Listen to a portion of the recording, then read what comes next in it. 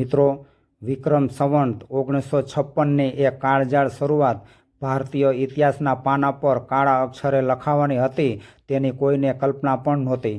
જે ધરતી પર હંમેશા હરિયાળી લહેરાતી હતી અને જ્યાં પશુઓના ગળામાં બંધાયેલી ઘંટડીઓનો રણકાર ગૂંજતો હતો, ત્યાં અચાનક એક એવો સન્નાટો છવાઈ ગયો કે જે આવનારા વિનાશની પૂર્વ સંધ્યા જેવો લાગતો હતો. આકાશમાં વાદળો બંધાતા અને વિખેરાઈ જતા હતા, પણ પૃથ્વી પર અમૃતનું એક ટીપું પણ પડતું નહોતું. આકાશના એ શૂન્યાવકાશને જોઈને ગામડાના અનુભવી વડીલોની ચિંતા વધી રહી હતી. ખેડૂતો દરરોજ સવારે ખેતરે જઈ આકાશ સામે મીટ માંડીને બેસતા, પણ સૂરજ તેની તમામ પ્રચંડતા સાથે ધરતીને રોટલાની જેમ શેકતો રહેતો હતો. જમીનમાં પડેલી તિરાડો જાણે ધરતીના ફાટેલા કાળજાની ચીસો હોય તેમ દેખાતી હતી.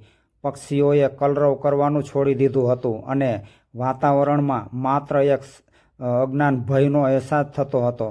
જેમ જેમ અષાઢ અને શ્રાવણ મહિના વીતતા ગયા તેમ તેમ લોકોની ધીરજ ખૂટવા લાગી હતી. જે કૂવાઓના પાણી ક્યારે ખૂટતા નહોતા તે કૂવાઓ હવે પથ્થરો અને કાદવથી ભરાઈ ગયા હતા. સ્ત્રીઓ માઇલો સુધી ચાલીને પાણીનું એક બેડું લેવા જતી, પણ વળતી વખતે ખાલી હાથે પાછી ફરતી ત્યારે તેમની આંખોમાં લાચારી સિવાય બીજું કંઈ દેખાતું નહોતું. મિત્રો, અહીં એક વાતની સ્પષ્ટતા કરવી ખૂબ જરૂરી છે કે આ દુષ્કાળને છપ્પનિયો દુષ્કાળ કેમ કહેવામાં આવે છે, તો સાંભળો તેની પાછળનું સાચું કારણ. જ્યારે આ ભયાનક દુષ્કાળ પડ્યો ત્યારે ગુજરાતી વિક્રમ સંવતનું વર્ષ 1956 ચાલતું હતું. આ વર્ષના છેલ્લા 2 આંકડા 56 હોવાથી લોકબોલીમાં આ દુષ્કાળ છપ્પનિયો તરીકે ઓળખાયો. જો આપણે અંગ્રેજી કેલેન્ડર ઈસવીસન મુજબ જોઈએ તો આ દુષ્કાળનો સમયગાળો વર્ષ 1899થી 1900નો હતો, પરંતુ તે સમયે ગ્રામીણ ભારતમાં અને ખાસ કરીને ગુજરાતમાં લોકો અંગ્રેજી તારીખ કરતાં વિક્રમ સંવતના વર્ષોને વધુ અનુસરતા હતા. સંવત 1956માં વરસાદ સાવ નિષ્ઠુર થવાથી અને અનાજની ભયંકર અછત સર્જાવાથી લોકોના માનસપટ પર આ આંકડો એવો કોતરાઈ ગયો કે આજે પણ 100 વર્ષ પછી પણ તેને છપ્પનિયા દુષ્કાળ તરીકે જ યાદ કરવામાં આવે છે. ગામડાના પાદરોમાં જે વડલાઓ નીચે આખું ગામ બેસતું હતું તે વડલાના પાંદડા પણ હવે સુકાઈને ખરી પડ્યા હતા. આખું વાતાવરણ કોઈ સ્મશાન જેવી શાંતિમાં ગરકાવ થઈ ગયું હતું. લોકોની ભૂખ માત્ર અનાજ સુધી મર્યાદિત નહોતી રહી, પણ હવે એ જીવન ટકાવી રાખવાનો એક જંગ બની ગયો હતો. ઘરમાં સંગ્રહ કરેલું અનાજ જ્યારે તળિયે પહોંચ્યું ત્યારે માણસની ખરેખરી કસોટી શરૂ થઈ હતી. પશુધનની હાલત તો એથી પણ વધુ દયનીય હતી. જે બળદોએ આખી જિંદગી ખેડૂતોના ખેતર ખેડ્યા હતા અને જે ગાયોએ આખા પરિવારને દૂધ આપ્યું હતું, તે હવે ઘાસના એક તણખલા માટે તરફડી રહી હતી. માલિકો પોતાની નજર સામે પશુઓને મરતા જોઈ શકતા ન હતા, એટલે તેમણે ભારે હૈયે ઢોરને રખડતા મૂકી દીધા હતા. રસ્તાઓ પર ઠેર ઠેર મૃત્યુ પામેલા પશુઓના દેહ પડ્યા રહેતા અને ગીધડાઓ આકાશમાં ચકરાવા લેતા જોવા મળતા હતા. કુદરત જાણે સજી સૃષ્ટિ પર રીસે ભરાઈ હતી. ભૂખ એટલી હદે વકરી ગઈ હતી કે લોકોએ ખીજડાના ઝાડની છાલ ઉતારીને તેને ખાંડીને તેનો લોટ બનાવી ખાવાનું શરૂ કર્યું હતું.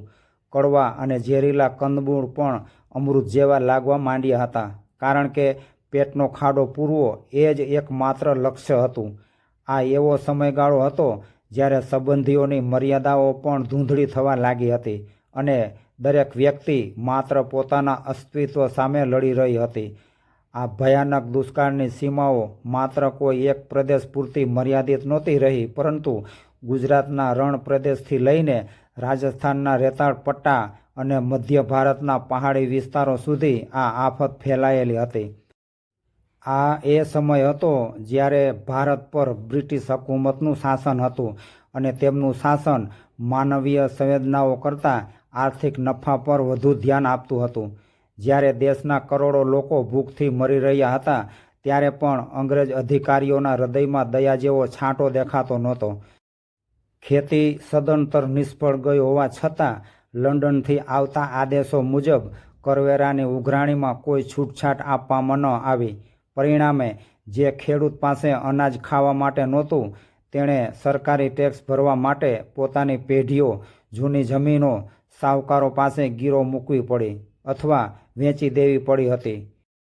ગરીબ ખેડૂતો સંપૂર્ણપણે પાયમાલ થઈ ગયા હતા અને તેમના માથા પર દેવાનો પહાડ ઊભો થઈ ગયો હતો. ભૂખની તીવ્રતા જ્યારે સહનશક્તિની બહાર ગઈ ત્યારે લોકોએ જીવ બચાવવા માટે ઘરની છેલ્લી મૂડી વેચવાની શરૂ કરી.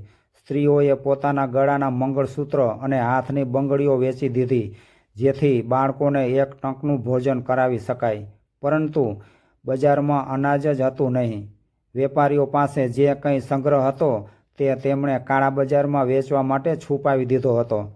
એક બાજુ સોનું કોડીના મૂલ્યે વેચાતું હતું અને બીજી બાજુ મુઠ્ઠીભર જુવાર કે બાજરી લેવા માટે લોકોની લાંબી કતારો લાગતી હતી.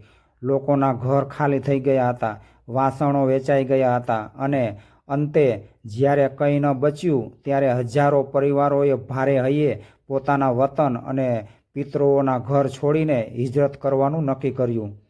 માર્ગો પરના દ્રશ્યો હચમચાવી નાખનારા હતા. ધગધગતા સૂરજ નીચે ઉઘાડા પગે ગરીબ પરિવારો માઇલો સુધી શહેરો તરફ ચાલતા હતા.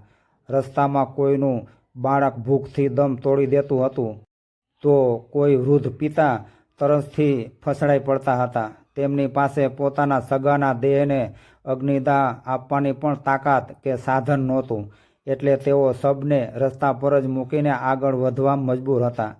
આ એવો કાળ હતો જ્યારે માનવતા મરી પરવારી હતી. શહેરોમાં પહોંચ્યા પછી પણ નસીબ બદલાયું નહીં, કારણ કે ત્યાં પણ અનાજની અછત હતી. ગંદકી અને કુપોષણને કારણે કોલેરા અને પ્લેગ જેવા મહારોગોએ ભરડો લઈ લીધો હતો. તાવ અને ઝાડા ઉલટીમાં લાખો લોકો રસ્તાઓ પર જ ટપોટપ મરવા લાગ્યા હતા.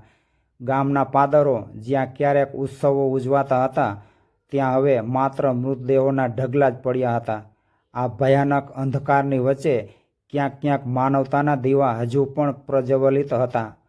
જ્યારે સરકાર નિષ્ઠુર બની ગઈ હતી ત્યારે કેટલાક ઉદાર દિલના મહાજનો, સાધુ સંતો અને સ્થાનિક સંસ્થાઓએ પોતાની પાસે જે કંઈ હતું તે ભૂખ્યા લોકો માટે ખુલ્લું મૂકી દીધું હતું.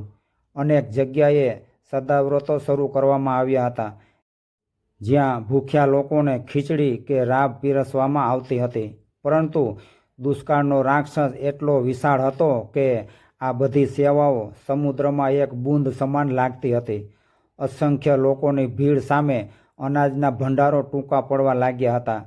બ્રિટિશ સરકારે પણ જ્યારે પરિસ્થિતિ કાબૂ બહાર ગઈ ત્યારે રાહત કામો શરૂ કર્યા હતા. આ રાહત કામોમાં ભૂખ્યા અને હાડપિંજર જેવા બની ગયેલા લોકો પાસે પથ્થર તોડાવવા અને રસ્તા બનાવવાનું સખત મજૂરી કામ કરાવવામાં આવતું હતું. તેના બદલામાં જે વેતન કે અનાજ મળતું હતું તે એટલું ઓછું હતું કે માણસ માંડ પોતાનો શ્વાસ ટકાવી શકે. આ રાહત છાવણીઓ નરક સમાન બની ગઈ હતી જ્યાં ગંદકી, ભૂખ અને બીમારીના કારણે મૃત્યુનું તાંડવ ખેલાતું હતું. આખું વર્ષ આ રીતે મરણતોલ સંઘર્ષમાં પસાર થયું. જે ધરતીએ ક્યારેય અનાજ ઉગાડવામાં કમી નહોતી રાખી ત્યાં હવે માત્ર પથ્થરો અને રાખ રહી ગઈ હતી. વર્ષ 1900ના ઉનાળાના દિવસોમાં જ્યારે ગરમીએ માજા મૂકી હતી ત્યારે લોકોની આશા સાવ તૂટી ગઈ હતી. પરંતુ કુદરતના ન્યાયની ઘડી હવે નજીક આવી ગઈ હતી. આકાશમાં ધીમે ધીમે કાળા વાદળો ઘેરાવા લાગ્યા અને વીજળીના કડાકા સાથે મેઘરાજાએ ધરતી પર અમૃતધારા વરસાવી. એ વરસાદનું પાણી જ્યારે તરસતી ધરતી પર પડ્યું ત્યારે તેની સુગંધમાં હજારો લોકોની આશાઓ અને લાખોની આહુતિની કડવી યાદો ભળેલી હતી. લોકો વરસાદમાં નાચતા નહોતા પણ રડતા હતા, કારણ કે આ વરસાદને જોવા માટે તેમના વહાલા સંબંધીઓ હવે આ દુનિયામાં રહ્યા નહોતા. દુષ્કાળ તો શાંત પડ્યો પણ પાછળ જે તબાહી છોડી ગયો હતો તે અકલ્પનીય હતી. કરોડો લોકોના મૃત્યુ બાદ જે બચ્યા હતા તેમની પાસે હવે ન તો ખેતર ખેડવા માટે બળદો હતા કે ન તો વાવવા માટે બીજ. ગ્રામીણ અર્થતંત્રના જે પાયા હજારો વર્ષોથી મજબૂત હતા તે એક જ વર્ષના છપ્પનિયાએ હચમચાવી દીધા હતા. ગામડાઓ સુમસામ થઈ ગયા હતા અને ખેતીની પદ્ધતિઓ બદલાઈ ગઈ હતી. લોકોના મનમાંથી દુષ્કાળનો એ ડર કાયમને માટે ઘર કરી ગયો હતો. આ આફતે ભારતને શીખવ્યું કે અનાજની એક એક કણી પૂજવા લાયક છે. વડીલો આજે પણ જ્યારે થાળીમાં અનાજ બગાડતા યુવાનોને જુએ છે ત્યારે તેમને છપ્પનિયાની એ ભયાનકતા યાદ આવી જાય છે, જ્યારે માણસ એક મુઠ્ઠી અનાજ માટે પોતાનો જીવ આપવા તૈયાર હતો. છપ્પનિયો દુષ્કાળ એ માત્ર ઇતિહાસનું એક પાનું નથી, પણ એ માનવીય ધૈર્યની ચરમસીમા છે. આ વાર્તા આપણને સમજાવે છે કે ટેકનોલોજી અને સંપત્તિ ગમે તેટલી વધે, પણ કુદરતી સંતુલન બગડે ત્યારે માણસ કેવો પામર બની જાય છે. તે કાળી યાદ આજે પણ ગુજરાત અને ભારતના સાહિત્યમાં ભીની આંખે વર્ણાયેલી છે. જેણે આ કાળ જોયો હતો તેમણે ઈશ્વર પાસે એક જ પ્રાર્થના કરી હતી કે દુશ્મનને પણ ક્યારેય આવો દિવસ ન બતાવવો. આ ઘટના માનવજાતના ઇતિહાસમાં જીવતા રહેવા માટેના સૌથી મહાન સંઘર્ષ તરીકે હંમેશા અમર રહેશે. મિત્રો, ઇતિહાસના પાનાઓ પર અંકાયેલી આ કરુણ અને સત્ય ઘટના છપ્પનિયા દુષ્કાળની વ્યથા આપણને અનાજ અને કુદરતની કિંમત સમજાવે છે.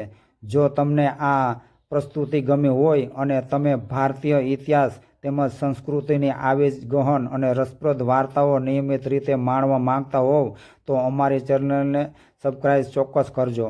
આ વિડીયોને લાઇક કરજો અને તમારા મિત્રો તેમજ પરિવારનો સાથે શેર કરજો, જેથી આવનારી પેઢી પણ આપણા પૂર્વજોએ વેઠેલી મુશ્કેલીઓ અને તેમના સંઘર્ષની ગાથા જાણી શકે.